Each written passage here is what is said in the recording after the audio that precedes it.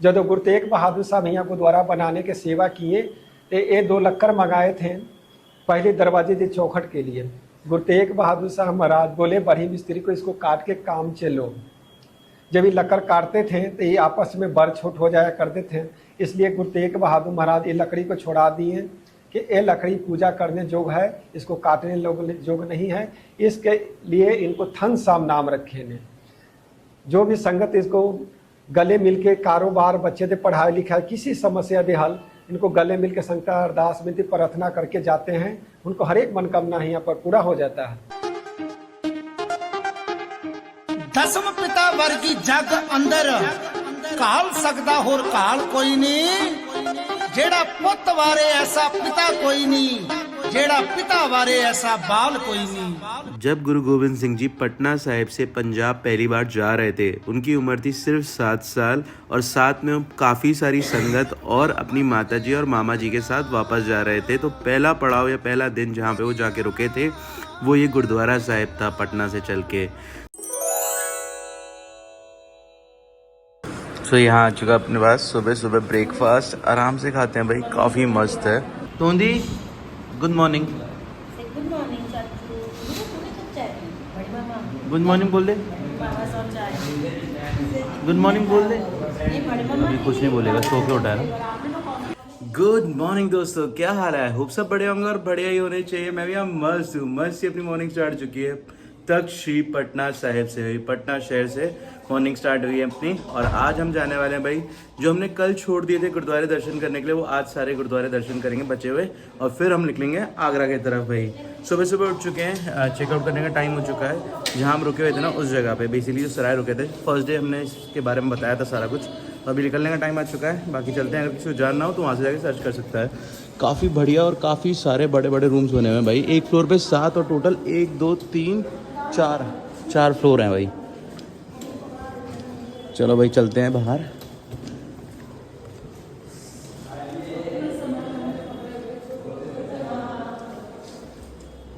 यहाँ देखो सारा सामान मनीत ने उठा लिया अपने साथ, और टोंडी मल ने भी अपना सामान उठा के चल रहा है। देखो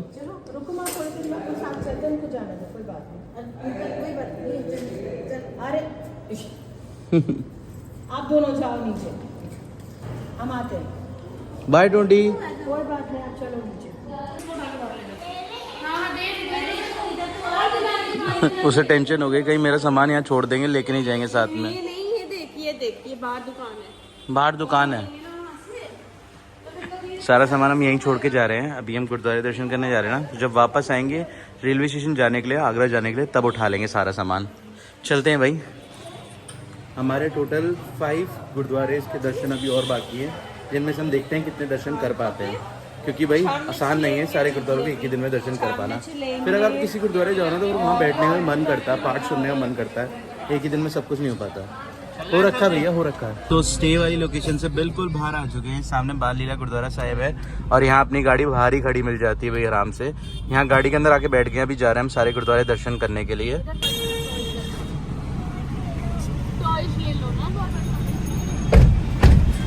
सो अपने फर्स्ट गुरुद्वारे साहिब पहुँचे हैं। इस गुरुद्वारे का नाम है गुरुद्वारा सुनाट टोली और संगत सुनाट टोली, और रास्ता गलियों के अंदर है भाई।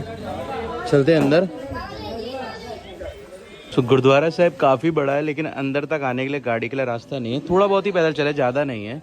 गुरुद्वारा साहिब का इस वक्त निर्माण चल रहा है भाई। ये लेफ्ट हैंड साइड पूरा गुरुद्वारा बन रहा है, और छोटा सा ही गुरुद्वारा साहिब यहाँ पर है। 2-3 कमरे का ही है अभी। तो यहाँ अंदर दर्शन करने जा रहे हैं, फिर इतिहास जानते हैं जगह का।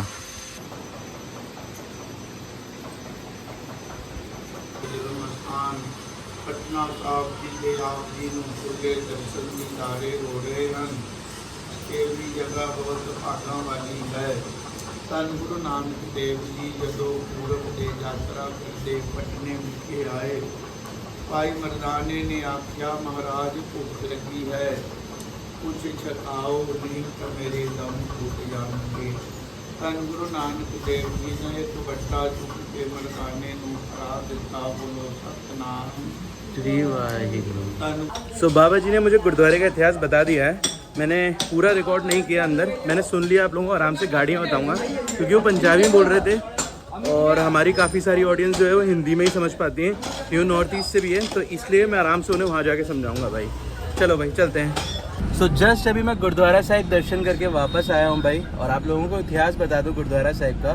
बहुत सारी ऑडियंस जो है ना हमारी नॉर्थ ईस्ट से भी है, और उन्हें हिंदी समझना थोड़ी मुश्किल पड़ती है, तो पंजाबी नहीं समझ में आएगी, इसलिए उन्हें ईजी लैंग्वेज में बता देता हूँ भाई। जो बाबा जी ने हमें बताया, गुरु नानक देव जी अपनी उदासियों के टाइम पे जब वो जाते थे कई जगहों पे, तो उन जगहों में से एक जगह वो पटना में भी आए थे। तो जब वो पटना आए तो पटना के अंदर वो बाबा मर्दाना जी के साथ थे, तो मर्दाना जी को उन्होंने बोला जाओ कुछ खाने के लिए ले आओ, और बाबा मर्दाना जी को उस टाइम पे भूख भी बहुत लगी थी। तो बाबा मर्दाना जी जब गए सामान बाहर लेने के लिए, तो यहाँ इस मार्केट में आए। ये मार्केट जो थी वो सुनियार की मार्केट थी। तो यहाँ सुनियार उन लोगों से कह रहे थे बाबा मर्दाना जी से कि आप कुछ दोगे तभी तो हम कुछ देंगे, क्योंकि आपके पास तो कुछ भी नहीं है, तो आपके पास कुछ भी नहीं होगा तो हम कैसे कुछ देंगे। तो फिर वो वापस गए गुरु नानक देव जी के पास, और गुरु नानक देव जी से बोला कि मुझे मार्केट में कोई भी कुछ नहीं दे रहा है, अगर हमारे पास कोई चीज़ होगी देने के लिए तो उसके बदले में वो कुछ देंगे खाने के लिए। तो गुरु नानक देव जी ने नीचे से एक पत्थर उठा के बाबा मर्दाना जी को दे दिया, और बाबा मर्दाना जी पत्थर देख के सोचते हुए गए इस मार्केट के अंदर, और हैरान हुए कि उस पत्थर की वैल्यू बहुत ज़्यादा थी। तो मार्केट के अंदर कोई भी उसका मूल्य नहीं दे पा रहा था, मतलब उस चीज़ का कोई वैल्यू नहीं दे पा रहा था। तो बड़ी देर परेशान होने के बाद वो एक सुनियार के पास पहुंचे। सुनियार बहुत ज़्यादा रिच था इस मार्केट का, पर उस सुनियार ने भी उस पर चीज़ को परचेज नहीं किया, ना मूल खरीदा, पर उन्होंने मत्था टेक के अपने पास से 101 रुपये उस ज़माने में गुरु नानक देव जी के लिए दिए, ताकि वो कुछ खा ले और उनके लिए सारी चीज़ें सहूलियत हो जाए। और इवन वो गुरु नानक देव जी के भक्त भी थे, तो उन्होंने उनको गुरु नानक देव जी को बुलाया भी अपने घर पे, जिस घर के अंदर हम आज जा रहे हैं। ये घर उन्हीं सुनियार का था। तो ये सुनियार ने अपना ही घर गुरुद्वारा को दान दे दिया, और गुरुद्वारा साहिब यहाँ बना भाई। यहाँ पे संगत भी जुड़ी, तो इसी वजह से इस गुरुद्वारे का नाम लगा गुरुद्वारा गुरु नानक सुनियार टोली। तो सुनियार टोली मतलब गुरुद्वारा जो है वो सुनियारों का गढ़ के अंदर बना हुआ है, और सुनियार टोली मतलब यहाँ पे टोली सुनियारों की रहती है, तो वो लोग दर्शन करने आए थे। तो ऐसा कुछ इतिहास है भाई गुरुद्वारा साहिब का। इतिहास था, आप लोगों को सबको पता चल गया। चलते हैं अब सेकंड गुरुद्वारे पे। जो सेकंड वाला गुरुद्वारा है वो शायद गुरु गोबिंद सिंह जी से रिलेटेड है। चलते हैं। अपने सेकंड गुरुद्वारा साहिब पहुंच चुके हैं, गुरुद्वारा गऊ घाट।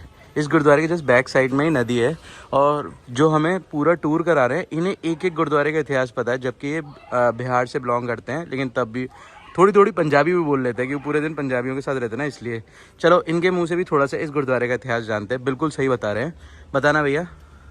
महाराज ये गुरुद्वारा गऊ घाट गुरुद्वारा है। यहाँ पे एक हलवाई रहते थे जिनका नाम जेठामल हलवाई था। यहाँ उनका घर जब बन रहा था तो महाराज गुरु तेग बहादुर जी आए थे। गुरु तेग बहादुर जी आके उन्होंने आंगन में दरख्त के नीचे अपना घोड़ा बांध दिया। तो जेठामल जी महाराज वो दरख्त कटवा रहे थे, कट लगवा रहे थे फर्नीचर बनाने के लिए।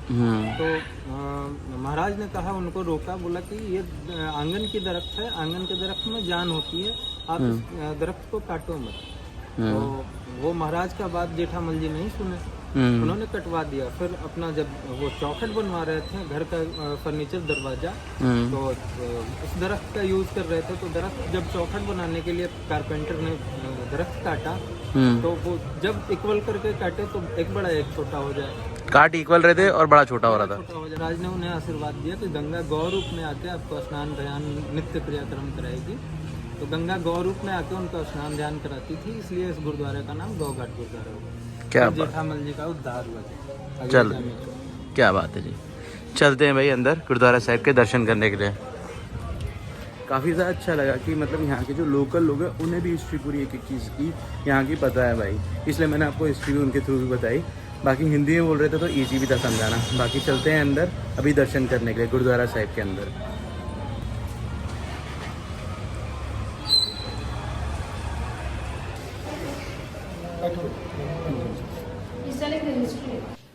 गुरुद्वारे के अंदर मैं आ चुका हूँ, और जो हमें लेकर आए थे ड्राइवर भैया, उन्होंने हमें इतिहास तो बताया गुरुद्वारे का, लेकिन क्या होता है जब आप इतिहास किसी से सुनो तो थोड़ा बहुत चेंज हो जाता है, और उसकी वजह से आपको एग्जैक्ट इतिहास नहीं पहुँच पाता है। बाकी अभी बाबा जी मेरे साथ हैं। बाबा जी हमें हिंदी में सभी जितने भी ऑडियंस है सबको इस गुरुद्वारे का इतिहास बताएंगे, ताकि सबको ईजिली समझ आ सके भाई। सत श्री अकाल। सत श्री अकाल। वाहे खालसा फतेह। भाई जी खालसा, भाई जी फतेह। ਇੱਥੇ ਭਗਤ ਜੈਤਾਮਲ ਇੱਕ ਸੰਤ ਰਹਿਆ ਕਰਦੇ ਸਨ, ਤੇ ਉਹਨਾਂ ਦਾ उनको उम्र 125 बरस पहले उम्र हो चुका था। ये गुरु नानक देव जी महाराज पहला पड़ाव यहीं पर किए थे। अच्छा। भगत जैतामल को दर्शन दिए। भगत जैतामल गुरु नानक जी को चरना बीच में विनती करने लगे कि हमको मुक्ति दे दीजिए। गुरु नानक जी भी महाराज कहने लगे जैतामल को कि आपको लंबे उम्र है 350 बरस, अभी सेवा संसार में करना है, तो 9वें पासा गुरु तेग बहादुर साहब को दर्शन देंगे 9वें गुरु, तो आपका संसार से मुक्ति विदा हो रही है। जैतामल गुरु नानक जी को चरना बीच विनती प्रार्थना करा कि हमको मुक्ति संसार से कर दीजिए। गुरु नानक देव जी कहने लगे कि गुरु तेग बहादुर साहब आपको 9वें गुरु देंगे तो हम मुक्ति मिलेंगे। तो जैतामल ने विनती किया कि हम रोज अमृत बेला गंगा स्नान जाते हैं, फिर कैसे होगा सवेरे में। गुरु नानक देव जी महाराज कहने लगे कि गंगा आपको खुद ही यहाँ चल के स्नान कराएंगे। जैतामल प्रार्थना फिर किया कि जब गंगा इतने महाराज चल के आएगा तो सारा दुनिया प्रलय हो जाएगा, जीव जंतु को नुकसान हो जाएंगे। गुरु नानक देव जी महाराज कहने लगे कि जेड़ा गंगा आएगा गौ धारण करके गंगा रूप में मुंह से पानी डोल के स्नान कराएंगे। इस करके गुरुद्वारा का गाँव रहाट नाम पड़ गए, नहीं तो इस गांव का नाम पहले दिसंबरपुर होता था। तो भागत जैतामल नाल में कमरा था, जिसमें कमरा में भक्ति कथा कीर्तन रोज कराया करते थे। जब भागत जैतामल को 350 बरस सेवा पुरने वाला था तो अंदर से दरवाजा बंद करके गुरु तेग बहादुर को चरना में प्रार्थना करने लगे। तो गुरु तेग बहादुर साहब महाराज अपने परिवार को लेके घोड़े समेत जितनी साथ संगत बोलते हैं लेके सारी लेके त्रिवेणी होते हुए ये प्रयागराज ये सासाराम होते हुए गुरु तेग बहादुर साहब महाराज इत्थे पहुँचे। गुरु तेग बहादुर साहब महाराज भागत जैतामल को आवाज दिए, भागत जैतामल जी दरवाज़ा खोलिए। जैतामल ने विनती किया कि गुरु साहब आते कोई भी दरवाजे बंद नहीं है, गुरु साहब वास्ते चारों तरफ दरवाज़ा खुला पड़ा है। गुरु तेग बहादुर महाराज देखे कि भागत जैतामल को कमरा में एक खिड़की छोटा सा खुला पड़ा हुआ था। गुरु तेग बहादुर साहब महाराज परिवार संगता लेके जितनी साथ संगत थे लेके घोड़े समेत उनको कमरे में प्रवेश किए। प्रवेश करने के बाद में गुरु तेग बहादुर साहब महाराज गुरु नानक रूप में प्रकट होकर भागत जैतामल को दर्शन दिए। भागत जैतामल को 350 बरस सेवा पूरन वाला था। थोड़े देर दर्शन के बाद भागत जैतामल को उनका मुक्ति हो गया। गुरु तेग बहादुर साहब महाराज अपने हाथ से उनको संस्कार किए। उस कमरे में माता गुजरी साहब का चक्की पड़ा हुआ जिसको आटा हाथ से पीसने वाले, उस कमरे में पहली पारदे मूल मंत्र जिसे हिंदी में बोलते हैं ओम नमः शिवाय लिखा होते हैं, गुरुमुखी में पहली पारदे मूल मंत्र लिखे हैं। जब गुरु तेग बहादुर साहब यहाँ गुरुद्वारा बनाने के सेवा किए तो ये 2 लक्कर मंगाए थे पहले दरवाजे की चौखट के लिए।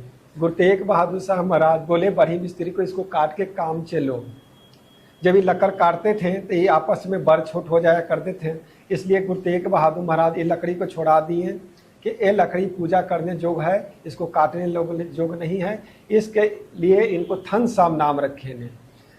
जो भी संगत इसको गले मिल के कारोबार बच्चे दे पढ़ाई लिखाई किसी समस्या दे हल, इनको गले मिल के संगता अरदास विनती प्रार्थना करके जाते हैं, उनको हर एक मनकामना यहाँ पर पूरा हो जाता है। तो आके कपड़ा साहब चढ़ा के जाते हैं। कितने हैं कि पहले भी चढ़ाते हैं, कितना है कि जब मन्नत पूरा होता है तो आके चढ़ा के जाते हैं। जो बाहर पेड़ बना हुआ है गुरु तेग बहादुर साहब महाराज खूटा गाड़ के घोड़े बांधते थे, वो पेड़ हर श्रृंगार का बाहर हरा भरा है। अगला कुंड बाहर बना हुआ है। भागत जैतामल को गंगा गौर में मुंह से पानी डोल के भागत जैतामल 350 बरस स्नान कराते थे। इस करके गुरुद्वारा को गाय घाट नाम पड़ गया। नहीं तो एक गांव का नाम पहले दिसंबरपुर होता था। भाई जी खालसा भाई जी कहते हैं। तो भाई जेठा जी दे घर दी चौकट है सामने देख सकते हो। और ये चक्की जो आप सामने देख रहे हो ये माता गुजरी जी की चक्की है उस टाइम की।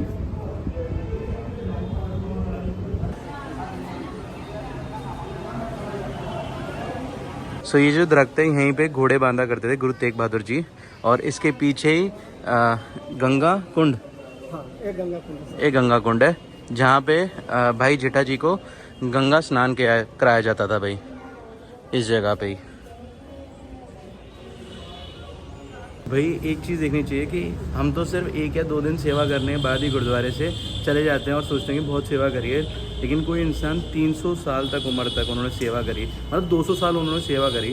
गुरु नानक देव जी से मिले और गुरु नानक देव जी का 9th गुरु तेग बहादुर जी के टाइम तक उन्होंने सेवा करी। भाई काफ़ी बड़े भक्त थे वो। तो चलते हैं अब बाहर। यहाँ पे अगर देखा जाए तो दोनों गुरु आए, गुरु नानक देव जी भी और गुरु तेग बहादुर जी भी। चलते हैं अब नेक्स्ट गुरुद्वारे की तरफ। सो आ चुके हैं गाड़ी के अंदर भाई। और एक छोटी सी रिक्वेस्ट सबसे करना चाहूँगा, अगर मुझसे कोई गलती हो रही हो या इतिहास कुछ थोड़ा बहुत गलती बता दे तो आप मुझे ना इंस्टाग्राम या मेरे ही नीचे ईमेल आईडी आ रही है उस पर मैसेज करके या मेल करके बता सकते हो, मैं वापस उसे करेक्ट कर दूंगा।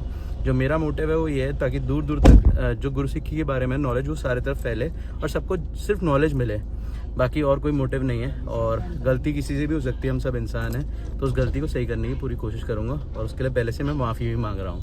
तो चलते हैं अब अपने नेक्स्ट गुरुद्वारे की तरफ दर्शन करने के लिए। 27 किलोमीटर दूर है। तो हम पहुंच चुके हैं अपने नेक्स्ट गुरुद्वारा साहिब, गुरुद्वारा श्री हांडी साहिब भाई। इस पीछे आप देख सकते हो गुरुद्वारा श्री हांडी साहिब है। चलते हैं अंदर दर्शन करने के लिए और फिर वहीं इतिहास जानेंगे गुरुद्वारे के बारे में।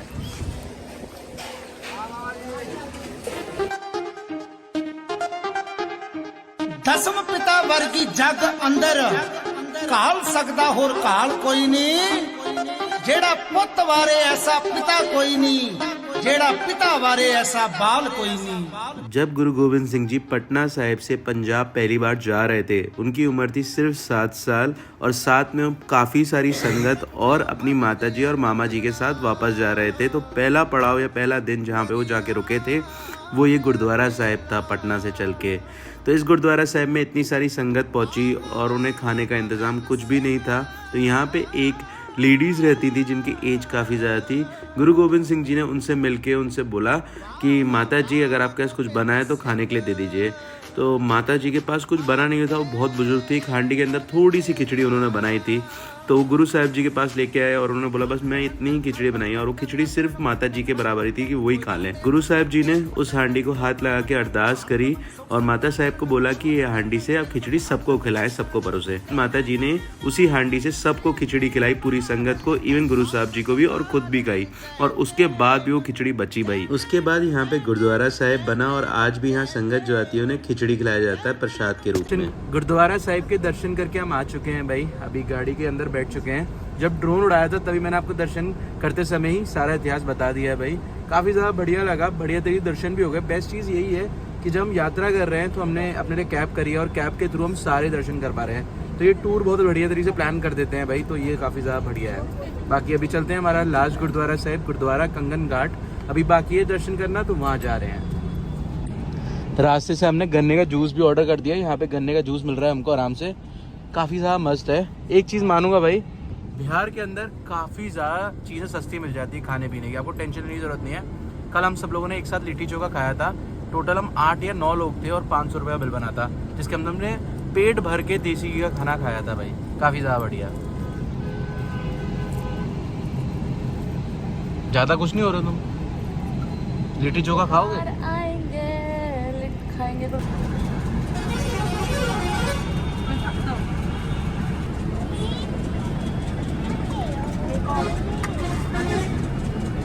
सबको पूरा जैसे ऊपर नीचे खड़े हो रहा है। नहीं ठंडी नहीं है।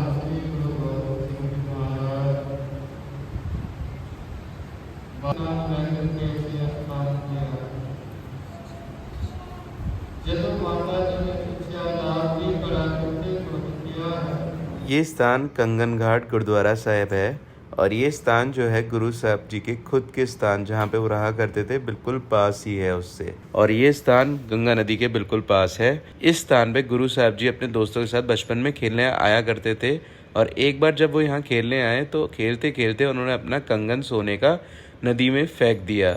जब उन्होंने कंगन नदी में फेंक दिया तो उनके साथ जितने भी उनके मित्र थे या दोस्त थे वो सारे लौट के गए माता गुजरी के पास, और उन्होंने उन्हें बताया कि गुरु साहब जी ने अपना कड़ा नदी में फेंक दिया है। माता जी को जैसे ही ये पता चला कि गुरु साहब जी ने अपना कंगन फेंक दिया है नदी में, तो वहाँ खड़ी हुई संगत से माता जी ने बोला कि जाके आप कड़ा लेकर आ जाएं, वो कड़ा अनमूल्य है। गुरु साहब जी ने उसी टाइम बोला खड़ी संगत से कि कड़ा मेरा ही लेके आना, जो मेरा था, और किसी का कड़ा ना लेके आना। तो माता गुजरी जी ने कड़े का थोड़ा सा जैसा दिखने का था वैसा सबको बताया और संगत उसी हिसाब से समझ के कड़ा ढूंढने के लिए नदी के अंदर गई। संगत में से कुछ लोग नदी के अंदर गए और हैरान हुए कि वहाँ पे तो बहुत सारे ही कंगन थे। उन्हें नहीं समझ में आया कि इनमें से कौन सा कंगन गुरु साहब जी का होगा। वो बहुत निराश होके और परेशान होके वापस लौट गए काफ़ी समय ढूंढने के बाद। तो जब निराश होके वो वापस पहुँचे तो माता जी को उन्हें सारी चीज़ें बताई कि हम गए, हमें कुछ नहीं मिला, इतने सारे कड़े थे हम नहीं पहचान पाए। वहाँ खड़ी संगत और माता जी सब समझ गए थे ये गुरु साहब जी का किया हुआ ही काम है और सब लोग उसी टाइम वाहिगुरु जी का जाप करने लग गए और गुरु साहब जी के सामने नतमस्तक हो गए। इसी के साथ एक हिस्ट्री और इस जगह से जुड़ी हुई है। बचपन में बाल रूप के टाइम पे गुरु गोबिंद सिंह जी इस स्थान पे खेलने भी आया करते थे और उस टाइम पीरियड पे यहाँ पे एक बहुत बड़ा भक्त हुआ करता था भगवान श्री राम जी का, जो कि रोज भगवान श्री राम जी के लिए प्रसाद बनाया करता था और उनके लिए अरदास करा करता था, पूजा किया करता था कि वो आए और उसे भोग लगाए। और गुरु गोबिंद सिंह जी रोज वो प्रसाद को आके अपने दोस्तों के साथ खा के चख के चले जाते थे। एक दिन भक्त ने देख लिया गुरु साहब जी को चखते हुए प्रसाद और उनके दोस्तों को खाते हुए, तो वो नाराज़ होकर माता गुजरी जी के पास गए और उन्होंने अपना दुख बताया कि ऐसे मैं प्रसाद श्री राम जी के लिए बना रहा हूँ और गुरु साहब जी प्रसाद खा के चले जा रहे हैं। तो माता गुजरी जी ने गुरु गोबिंद सिंह जी को उसी टाइम बुलाया और बोला आप ऐसे क्यों करते हो। तो गुरु गोबिंद सिंह जी ने बोला कि ये ही मुझे खुद बुलाते हैं वो प्रसाद को खाने के लिए। माता गुजरी नहीं समझी और ना वहाँ पे कोई संगत समझ पाई। पर थोड़े समय के बाद फिर से उन्होंने प्रसाद बनाया उसी भक्त ने और वहाँ पे गुरु गोबिंद सिंह जी ने उन्हें भगवान राम के रूप में दर्शन दिए और बना हुआ प्रसाद भी चखा। उसके बाद वो प्रसन्न हो गए भक्त और दिल खुश हो गया। इवन उन्होंने इसी स्थान को गुरुद्वारा साहिब भी बनाया। वाहिगुरु जी का खालसा वाहिगुरु जी की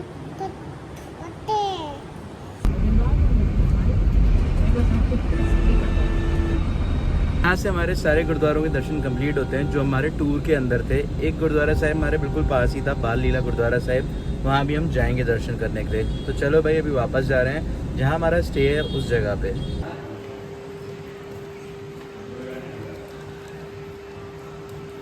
मम्मा छोड़ दो, ले लो, तुम्हारी इच्छा आ रही है।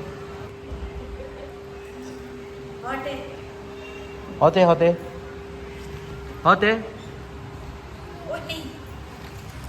सो हम वापस पहुंच चुके हैं अपने स्टे वाली लोकेशन पे। यहाँ हमने कॉफ़ी ऑर्डर कर दी थी, कॉफ़ी पीते हैं फिर आगे दर्शन के लिए जाते हैं। भाई बाल लीला गुरुद्वारा साहिब जाना है, बिल्कुल सामने ही दर्शन करके आराम से फिर निकलेंगे रेलवे स्टेशन में। सो कॉफ़ी पी के हम आ चुके हैं गुरुद्वारा बाल लीला साहिब, जहाँ पे गुरु गोबिंद सिंह जी बचपन के टाइम यहाँ खेलने आया करते थे भाई।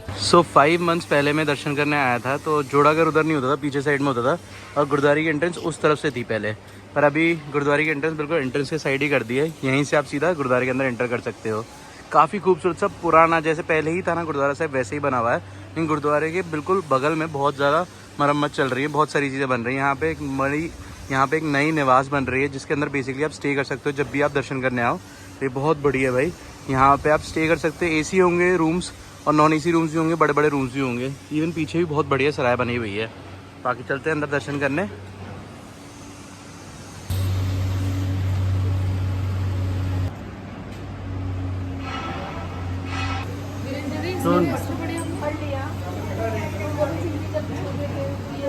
अभी दर्शन करके मैं वापस बाहर आया हूँ। थोड़ा सा करेक्शन कर दूंगा इतिहास में। वैसे एक और चीज़ है यहाँ पे, मैंने वैसे आपको ये बताया कि यहाँ पे गुरु गोबिंद सिंह जी आके खेला करते थे वो यहाँ पर आकर। और यहाँ पर ही एक महारानी का घर भी हुआ करता था। जो महारानी थी उनको कोई बेटा नहीं था और गुरु गोबिंद सिंह जी को अपना बेटा जैसा समझती थी। और गुरु गोबिंद सिंह जी जब भी यहाँ खेलने आते थे उन्हें खिलाया करते थे खाना जो भी उनके महारानी के किचन में बना हुआ करता था। तो उस टाइम पीरियड पे जो उन्होंने खिलाया और जो वो लोग खेलते रहते थे, तो 7 साल हो गए। और उसके बाद जब गुरु गोबिंद सिंह जी यहाँ से पंजाब की तरफ जाने लगे तो माता जी का कोई बेटा नहीं था, तो वो बेटा जैसे समझती थी गुरु गोबिंद सिंह जी को। तो उन्होंने बोला आप मत जाओ क्योंकि आप तो मेरे बेटे जैसे हो ना, इसलिए और मैं यहाँ अकेले रह जाऊँगी। तो गुरु गोबिंद सिंह जी ने बोला आपके बहुत सारे बच्चे आया करेंगे और यहाँ पे हमेशा लंगर चलता रहेगा। तो अभी तक यहाँ पे लंगर चलता रहता है और बच्चे यहाँ पे आते रहते हैं, हम जैसे बच्चे। तो ये इतिहास है गुरुद्वारे का, काफ़ी ज़्यादा बढ़िया। यहाँ पे एक पेड़ भी जहाँ से गुरु गोबिंद सिंह जी दातून किया करते थे, वो पेड़ अभी भी है यहाँ पे और तब से अभी तक है वो, और आगे भी चलता रहेगा भाई। काफ़ी हरा भरा है वो। बाकी चलते हैं यहाँ से रेलवे स्टेशन, टाइम हो चुका है हमारे ट्रेन का। जिस टैक्सी से हम टूर पूरा करके आए थे उसी टैक्सी को हमने बुक कर लिया था रेलवे स्टेशन जाने के लिए। और अभी हम पहले जा रहे हैं दरबार साहिब पहले दर्शन करने के लिए। तख्त पटना साहिब दर्शन करने के लिए, फिर हम जाएंगे रेलवे स्टेशन। वह प्रगट्यो मरदया गमड़ा वरिया में अकेला वाह वाह गोबिंद सिंह।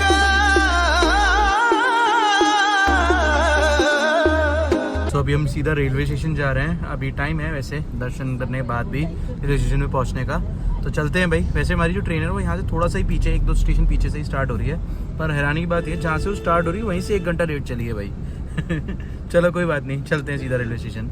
वाह वाह गोबिंद सिंह आपे गुर चेला।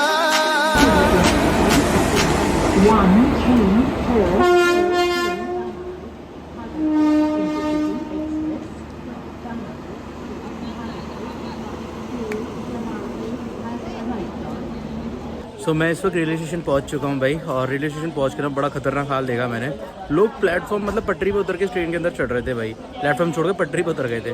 काफ़ी डिफरेंट था, जबकि बहुत देर से ना अनाउंसमेंट कर रहे थे जो स्टेशन वाले थे कि मत उतरना पटरी पे, पर तब भी कुछ लोग उतर आए। चलो कोई नहीं, समझदार सारे ऊपर ही थे। अपनी ट्रेन की अनाउंसमेंट भी हो रही है भाई। New Delhi is delayed by 1 hour 13 minutes and is expected to arrive on 18 hours 1 minute. The inconvenience caused is deeply regretted. कृपया ध्यान दीजिए, इस्लामपुर से आने वाले। तो भाई आपने देखा जस्ट अभी अनाउंसमेंट हुई हमारी ट्रेन की, वो थोड़ी डिले है, पर मुझे पहले से पता था तो मैं उसी टाइम के हिसाब से आया हूँ। कोई दिक्कत नहीं, थोड़ी बहुत देर में आने वाली है, आधा घंटा और बचा है। बाकी मैं आप लोगों को बता दूं भाई, मैंने ना ऑनलाइन ऑर्डर किया है खाना, जो कि बेसिकली ये रहा, और जो हमारी बोगी पे ही आ जाएगा, मतलब हमारे बर्थ पे ही आ जाएगा। जो हमारी बर्थ है ना, जो ट्रेन के अंदर जिसके अंदर हम बैठेंगे, 2nd नंबर की बर्थ है 2nd AC के अंदर, तो आराम से उसके अंदर बैठे होंगे और वहीं खाना आ जाएगा। देखते हैं ऑन टाइम पहुंचता ही नहीं पहुंचता है। मैं पहली बार एडवांस पे पेमेंट कर रहा हूँ। नॉर्मली मैं कैश ऑन डिलीवरी करता था, पर जिस ऐप से कर रहा हूँ वो कह रहे हैं एडवांस पेमेंट करनी पड़ेगी अगर आप 300 से अबव का पेमेंट कर रहे हो तो। अगर आप 300 से अबव का ऑर्डर कर रहे हो तो वो भी अपनी जगह सही है भाई। 300 से ज़्यादा किसी ने ऑर्डर कर दिया और अपनी बर्थ पे नहीं हुआ तो उनकी भी दिक्कत हो जाएगी भाई, इसलिए पेमेंट कर देते हैं, कोई दिक्कत नहीं है। सो अब जाके हम ट्रेन के अंदर एंटर हुए हैं भाई। बहुत बुरा हाल हो गया, मैं आप लोगों को बताऊं, क्योंकि ये ट्रेन इस वक्त बिहार के अंदर चल रही है। तो क्या होता है, 1st AC और 2nd AC के अंदर भी लोग घुस जाते हैं। तो जो अटेंडेंट है वो उन लोगों से चढ़ने से रोकने के लिए वो गेट बंद रखते हैं। तो क्या होता है, वो गेट बंद रखते हैं, जिनकी टिकट होती है ना उनको भी चढ़ना बहुत टफ पड़ता है। तो मम्मी को लेके ना मैं 3rd AC के किसी बोगी में घुसा था, फिर वहाँ से यहाँ तक आने में 4 बोगी 5 बोगी चेंज करने थे। अब सब बोगी के गेट के आसपास बिल्कुल फिल्ड थे लोग, तो वहाँ से आना यहाँ पे बहुत मुश्किल था। और लोगों ने अपने अंदर ना, मतलब जो बोगीज थे ना, उन्होंने अपने साइड वाले गेट्स बंद कर रखे थे, तो उस वजह से चढ़ना और मुश्किल हो गया भाई। फिर जैसे ही हम यहाँ पहुँचे अपने बोगी तक, तो जब हम यहाँ पहुँचे तो इसके बाद फिर यहाँ पे गेट फिल हो चुके हैं भाई। बाकी खतरनाक सीन था, एक चैलेंज हो जाता है जब आप बिहार के अंदर से जब ट्रेन के अंदर चढ़ो तो। बाकी इतनी दिक्कत नहीं है, मतलब हो जाता है, कुछ कुछ ट्रेनों के अंदर होता है, हर ट्रेन में नहीं होता। जैसे अगर वंदे भारत में चढ़ो तो दिक्कत नहीं पड़ती, पर हमें स्टेशन पास में चाहिए था तो मैंने इसलिए बुक किया था पास वाला, तो इस वजह से दिक्कत हुई। अगर आप राजधानी बुक करोगे तो इतनी दिक्कत नहीं पड़ेगी भाई मेरे हिसाब से, क्योंकि वो हर स्टॉपेज पे नहीं रुकती ना, इसलिए। बाकी चलो ठीक है भाई, थोड़ा बहुत आराम करते हैं, ट्रेन में चढ़ चुके हैं अब कोई टेंशन नहीं है, और इंतज़ार करते हैं खाना जो ऑर्डर किया वो आ जाए, और अगर नहीं आया तो बड़ी दिक्कत हो जाएगी। बाकी देखते हैं क्या होता है, लेट्स होप द बेस्ट। आएगा खाना, क्या लगता है?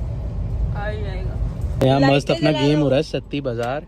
आहा, so it is like a solitaire game, मतलब जैसे सॉलिटर खेलते हैं ना, बिल्कुल वैसा ही, और काफ़ी इजी होता है। ओहो, वहाँ देखो अपनी इंस्टाग्राम के लिए, ओ सॉरी, ओ स्नैपचैट बन रही है। मस्ती बोले, इंजॉय करते हुए सफ़र चल रहा है भाई, इसलिए हमने ट्रेन बुक करी थी।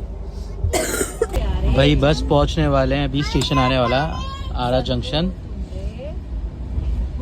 चुका अपना खाना और ट्रेन भी चल पड़ी है अपनी। मुश्किल से सिर्फ आरा जंक्शन में 2 सेकंड के लिए रुकी ट्रेन, वैसे 5 मिनट का स्टॉप था, पर डिले आ रही थी तो सिर्फ 2 ही मिनट रुकी होगी, 1 मिनट ही रुकी होगी। खाना में पकड़ा दिया था उन्होंने, पर एक चीज़ मुझे फील हुई, जैसे उन्होंने खाना पकड़ा और तुरंत चले गए। बाई चांस अगर मैं इस जगह कोई और भी होता तो वो भी खाना ले सकता था। तो कुछ ऐसा जनरेट करना चाहिए इन ऐप वालों को कि OTP लेना चाहिए जिस बंदे को खाना देना, जैसे जोमेटो स्विगी पे भी होता है ना, वैसे ही। बाकी चलो ठीक है भाई, खाना वाना खाते हैं आराम से। टोंडी खाना खाएं, खाना खा लें, ये दे दो मुझे, यहाँ रखे हैं पीछे, खा ले खाना। ये बैग ही दे दो मामा पूरा। आप कैसे हो? कैसे हो आप? हमने खाने में ऑर्डर किया था भाई पीली दाल फ्राई, और मैंने मशरूम ऑर्डर करे थे। आराम से खाते हैं भाई, ये देखो हालत कैसी खाने की, कोई प्लेट में खा रहा है, कोई पैकेट में ही खा रहा है। खतरनाक हाल है। और थोड़ा डर तो ऐसा भी है टोंडीमल से, ये ऐसे फेंक भी सकता है। सो भाई रात का टाइम हो चुका है, पर टोंडीमल नहीं सो रहा है। लगभग पूरी बोगी के अंदर सारे लोग सो चुके हैं भाई, पर ये नहीं सो रहा है। इसे एक्साइटमेंट लगी हुई है, देखो सारे सो चुके हैं। सो जाओ ना, सारे सो गए हैं। क्या अंदर नहीं, बाहर है वो। बाहर जाके क्या करेंगे, क्या करेंगे अब बाहर जाके? चलो अंदर चलते हैं। बाकी सबको तो देखते हैं कौन कर रहा है, क्या कर रहा है। पूछो पूछो कौन क्या कर रहा है। दादी क्या कर रहे हो? दादी क्या कर रहे हो? उधर है दादी मम्मा, पूछो उसके क्या कर बगल रहे में हो? ग्रीन कलर का ही प्लग। पूछो पूछो दादी क्या कर रहे हो? हटना पूछो दादी क्या कर रहे हो? दादी से पर पूछो उसको क्या। बाहर घुमाने। सो आ चुका हूँ मैं अपनी बर्थ पे भाई। ये मेरी बर्थ है साइड अपर, कंफर्टेबल तो है, पर यहाँ चेकआउट करो एक लाइट है, उसकी वजह से मैं आराम से एडिटिंग कर सकता हूँ। बाकी सोने का टाइम हो रहा है, सब लोग सो रहे हैं इस वक्त। वीडियो एंड करते हैं, मिलते हैं कल सुबह एक नए ब्लॉग के साथ। लाइक करके जरूर जाना, चैनल बनाया तो सब्सक्राइब करें और कुछ कमेंट करके भी जाना भाई। देख लो ना मेरी मेहनत, लगभग ट्रेन के अंदर सारे लोग सो गए, लेकिन मैं एडिटिंग करूँगा आप लोगों के लिए। मिलते हैं कल, बाय बाय।